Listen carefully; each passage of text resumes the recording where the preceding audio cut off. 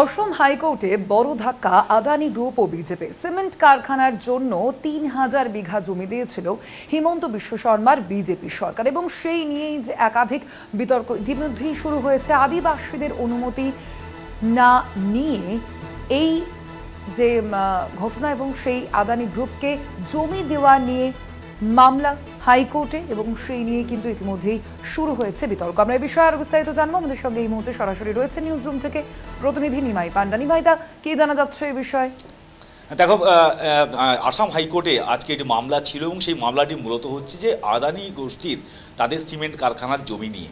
এবং কিছুদিন আগে থেকেই বা বেশ কিছুদিন ধরেই রাহুল গান্ধী, বিরোধী দলনেতা, তিনি বারবার করে বলছেন যে আদানি আম্বানিদের অর্থাৎ বিজেপি সরকার তথা মোদী সরকার, মোদী তার এই ব্যবসায়ী বন্ধুদের সুযোগ করে দেওয়ার জন্য বিভিন্ন ধরনের অনৈতিক কাজ করে চলেছেন এবং সেই অভিযোগ বারবার রাহুল গান্ধী করেছেন।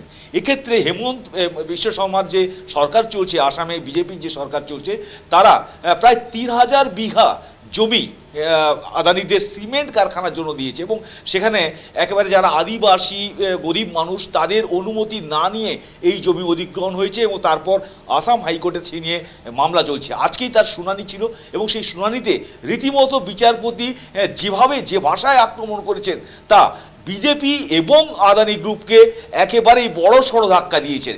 এবং সেই শুনানিতে বিচারপতি তিনি বলছেন যে একটি সিমেন্ট কারখানার জন্য কি করে ৩,০০০ একর জমি দেওয়া হয় এবং ৩,০০০ একর মানে তো একটা প্রায় জেলা দিয়ে দেওয়া হচ্ছে।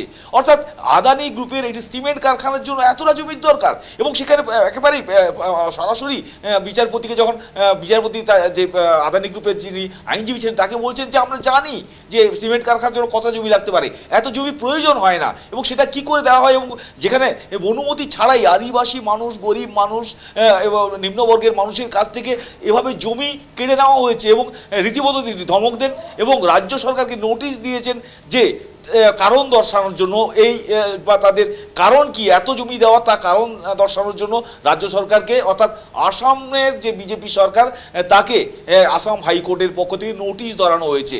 এবং সারা দেশ জুড়ে যে ধরনের সমস্যা আদানিদের নিয়ে বিভিন্ন ধরনের মামলা চলছে, বিভিন্ন অভিযোগ ওঠে বিজেপি সরকারের সঙ্গে তাদের যে মিলে বা মোদী আদানিদের অতিরিক্ত সুবিধা পাইয়েছেন এই অভিযোগ ওঠে। আজকে বড় সড় ধাক্কা খেল আসাম হাইকোর্টে এবং পরবর্তী শুনানিতে জানা যাবে এই মামলায় কোন দিয়ে যাচ্ছে। একেবারেই ধন্যবাদ। আমরা কথা বলছিলাম, আমাদের সঙ্গে সরাসরি ছিলেন প্রতিনিধি নিমাই পান্ডা।